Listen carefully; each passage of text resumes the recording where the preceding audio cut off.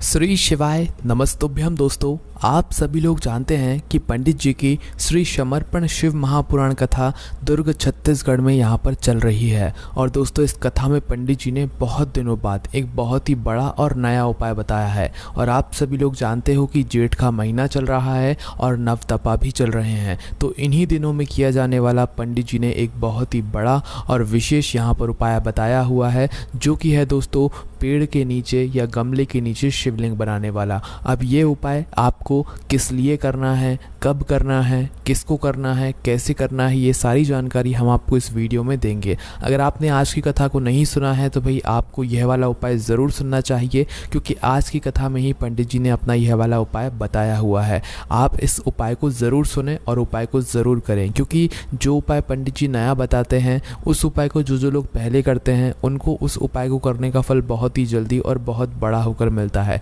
तो इसीलिए आप लोगों को इस मौके को अपने हाथ से नहीं जाने देना चाहिए, ये नवतपा के दिनों को अपने हाथ से नहीं जाने देना चाहिए और इस वाले उपाय को ज़रूर करना चाहिए। तो दोस्तों, सबसे पहली चीज़ ये पंडित जी ने अपनी आज ही की कथा में यहाँ पर बताया हुआ है, जो कि पेड़ के नीचे या गमले के अंदर जो है मतलब पार्थिव शिवलिंग बनाने वाला उपाय। ठीक है, अब इस उपाय को करना किस लिए है, सबसे पहले आप लोग वो चीज़ सुन लो। तो देखो, अगर आपके जीवन में बहुत ज़्यादा दुख और परेशानी है, चाहे वो धन से जुड़ी हुई हो, चाहे वह आपके जीवन में किसी भी प्रकार की दुख और समस्या से जुड़ी हुई हो, या आपके घर में रोग और बीमारी हो, किसी भी प्रकार की अगर दुख और परेशानी आपके जीवन में चल रही है और उसके लिए आपने अपनी सभी उपाय करके देख लिए हैं, सभी व्रत करके देख लिए हैं और आप बहुत परेशान हो चुके हैं, आपको मन में ऐसा लगता है कि हमसे ज़्यादा दुखी तो कोई होगा ही नहीं, तो भाई उस जगह पर आप लोगों को यह वाला उपाय करना है। कहने का मतलब है कि आपकी सारी दुख और परेशानियों के लिए आप लोगों को अपना यह वाला उपाय करना है। ठीक है, इस उपाय का नाम आप कह सकते हो कि पेड़ के नीचे शिवलिंग बनाने वाला उपाय या गमले के नीचे शिवलिंग बनाने वाला उपाय। ठीक है,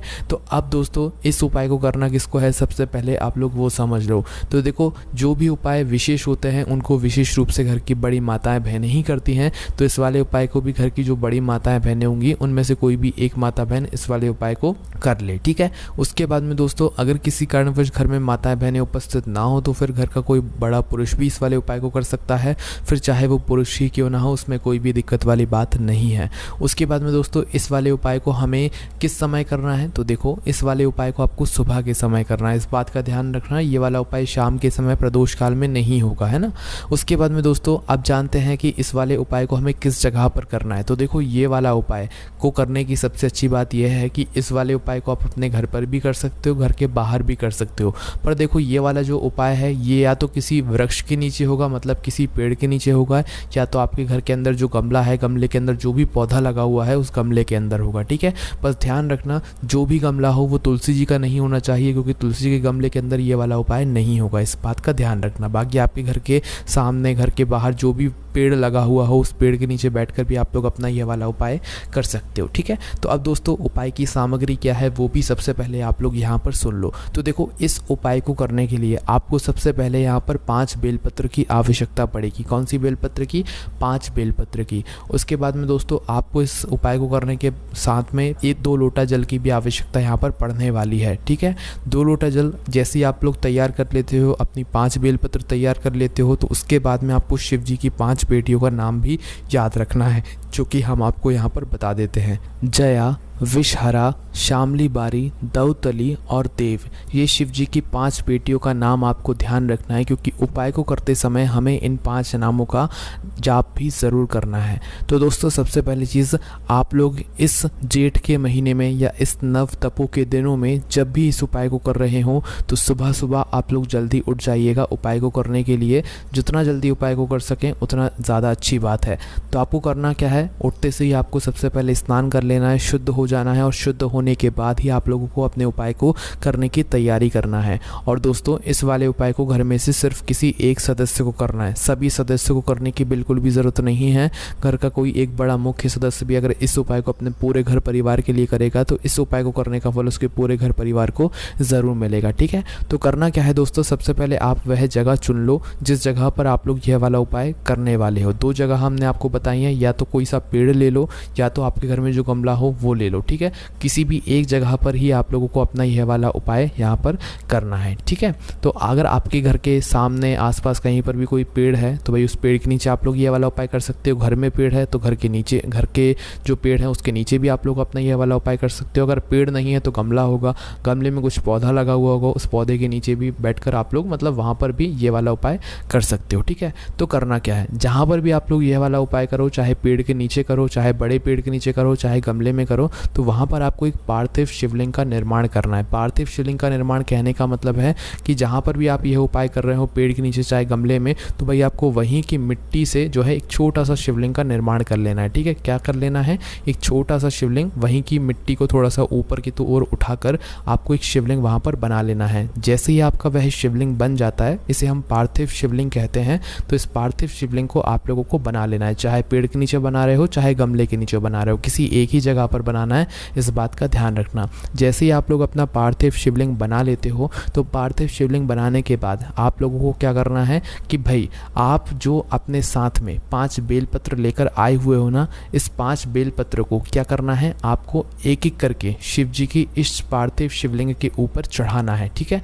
अब दोस्तों यहाँ पर हमने आपसे बोला था कि आप शिव जी की 5 बेटियों का नाम लेना, ठीक है। तो वह नाम आपको एक एक बेलपत्र चढ़ाने के बाद बोलते जाना है। 5 बेटियों का नाम है तो एक बेलपत्र को चढ़ाते समय एक नाम बोलना है, दूसरी बेलपत्र को चढ़ाते समय दूसरा नाम बोलना है, ठीक है। तो इस तरीके से सबसे पहले अपनी पहली बेलपत्र निकालो और वह पार्थिव शिवलिंग के ऊपर समर्पित कर दो, ठीक है। डंडी का भाग अपनी तरफ करके समर्पित करते जाना। जैसे पहली बेलपत्र आपने समर्पित करी तो जया बोल दिया, उसके बाद में दूसरी बेलपत्र समर्पित करी तो विषहारा बोल दिया, उसके बाद में तीसरी बेलपत्र समर्पित करी तो शामली बारी बोल दिया, उसके बाद चौथी बेलपत्र समर्पित करी तो दौतली बोल दिया, उसके बाद 5वीं बेलपत्र समर्पित करी तो देव बोल दिया। इस तरीके से आपको ये 5 बेलपत्र एक एक करके चढ़ानी है और हर बेलपत्र को चढ़ाते समय शिव जी की एक बेटी का आपको नाम लेते जाना है। जैसे ही ये 5 बेलपत्र चढ़ जाती हैं, अपना वह 2 लोटा जो जल है जो आप अपने घर से लेकर आए हुए हो उसे निकाल लो, और उसे निकालने के बाद आपको क्या करना है कि उसी पार्थिव शिवलिंग के ऊपर आपको अपने ये 2 लोटे जल को आमने सामने कर लेना है, ठीक है। एक तरफ से नहीं चढ़ाना है, दोनों लोटों को आमने सामने कर लेना है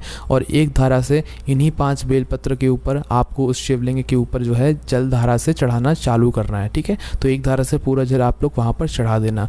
जैसे ही आपका जल यहाँ पर चढ़ जाता है तो दोस्तों हम यहाँ पर आपको एक बात और बता दें कि आपको अपने साथ में घी का दीपक भी ज़रूर लेकर जाना है, जो कि हमने आपको नहीं बताया है। तो घी का दीपक जो आप लेकर जाओगे, यह आप लोग आटे का दीपक लेकर जाओगे, ठीक है। मिट्टी का होगा तो भी चलेगा, कोई भी दिक्कत वाली बात नहीं है। गोल बत्ती का होगा और उसमें शुद्ध देसी गाय का घी डलेगा, ठीक है। तो इस तरीके से आपको यह वाला दीपक तैयार करना है और दीपक को तैयार करने के बाद जो है आपको दोनों लोटा जल चढ़ाने के बाद इस दीपक को उसी पार्थिव शिवलिंग के पास में थोड़ा दूरी बनाकर जो है जला देना है, ठीक है। और जलाने के बाद भगवान से हाथ जोड़कर एक बार अपनी वह दुख और परेशानी का स्मरण कर लेना है जिसके लिए आप लोग अपना यह वाला उपाय कर रहे हो। अगर आपकी कोई मनोकामना भी है ना, तो आपको उपाय को करने के बाद आपको अपनी वह मनोकामना भगवान शिव जी से बोल देना है, ठीक है। मनोकामना जैसे ही आप लोग यहाँ पर बोल देते हो तो क्या यहाँ पर आपका उपाय पूरा हो जाता है? जी नहीं, अभी आपका उपाय पूरा नहीं होता है। जैसे ही आप अपनी दुख और परेशानी या मनोकामना बोलते हो तो उसके बाद में आपको क्या करना है कि उपाय पूरा होने के बाद, भगवान के दर्शन करने के बाद, आपने जो अभी अपनी 5 बेलपत्र को चढ़ाया हुआ है, ठीक है, तो इन 5 बेलपत्र को आपको वहाँ से उठा लेना है। कहाँ से उठा लेना है? जहाँ पर अभी आपने पार्थिव शिवलिंग के ऊपर इन 5 बेलपत्र को चढ़ाया हुआ है ना। तो 5 बेलपत्र को वहाँ से उठा लेना है और उठाकर सीधा कहाँ पर लेकर आ जाना है? आपको अपने घर के अंदर उन 5 बेलपत्र को लेकर आ जाना है। उसके बाद में दोस्तों इन 5 बेलपत्र को आप अपने घर में ही सुरक्षित किसी अच्छी जगह पर रख दें। जैसे आपके घर में जो भगवान वाला स्थान होगा वहाँ पर आप इन 5 बेलपत्र को रख सकते हैं, क्योंकि अब इन 5 बेलपत्र में भगवान शिव जी का आशीर्वाद आ चुका है। और जब तक यह 5 बेलपत्र आपके घर में रहेंगी, आपके घर में कोई दुख और परेशानी नहीं आएगी। और आपने जिस दुख और परेशानी के लिए यह वाला उपाय किया होगा या जिस मनोकामना के लिए आपने यह वाला उपाय किया होगा, पंडित जी ने बोला है कि भाई 2.5 महीने का एक ज़्यादा से ज़्यादा समय है कि इस 2.5 महीने के अंदर आप लोगों के जीवन से सारी दुख और परेशानियाँ दूर हो जाएंगी। आपने जिस मनोकामना के लिए अपना यह वाला उपाय किया होगा, आपकी वह मनोकामना भी पूर्ण ज़रूर हो जाएगी, है ना। तो दोस्तों इस तरीके से आप लोगों को अपना यह वाला उपाय करना है। पर दोस्तों यहाँ पर एक प्रश्न और निकल कर आता है, हमें इस उपाय को कितनी बार करना है। तो देखो पंडित जी ने ऐसी तो कोई बात नहीं कही है कि हमें इस उपाय को कितनी बार करना है, पर इस उपाय को आप लोगों को एक बार ही करना है, रोज़ रोज़ नहीं करना है। जब भी करो पूरे मन और पूरे विश्वास से करना, ताकि आपको उपाय को करने का फल मिल जाए। पंडित जी ने खुद बोला है 2.5 महीना ज़्यादा से ज़्यादा होगा, बाकी 15 दिनों के अंदर ही आपकी दुख और परेशानी दूर होना शुरू हो जाएगी और आगे आपके जीवन में कभी कोई दुख और परेशानी नहीं आएगी। इस तरीके से आपको अपना यह वाला उपाय पूरा कर लेना है। बस दोस्तों ध्यान रखना कि हमने आपको जो 2 जगहें बताई हैं, उन 2 जगहों में से किसी एक जगह पर ही यह वाला उपाय होगा। या तो किसी आप पेड़ के नीचे ये वाला उपाय करना, या तो किसी गमले के नीचे ये वाला उपाय करना, और वहीं की मिट्टी से ही आपको पार्थिव शिवलिंग बनाकर ही यह वाला उपाय यहाँ पर करना है, ठीक है। तो जैसे जैसे हमने आपको बताया वैसे वैसे आप उपाय को करके देखें, आपको उपाय का फल ज़रूर मिलेगा। बाकी दोस्तों इस उपाय को करने में अगर आपको कोई भी दिक्कत, समस्या, परेशानी आती है तो उसे आप हमसे कमेंट करके पूछ सकते हैं। ओम नमः शिवाय, जय बोले बाबा श्री शिवाय, नमस्तुभ्यम।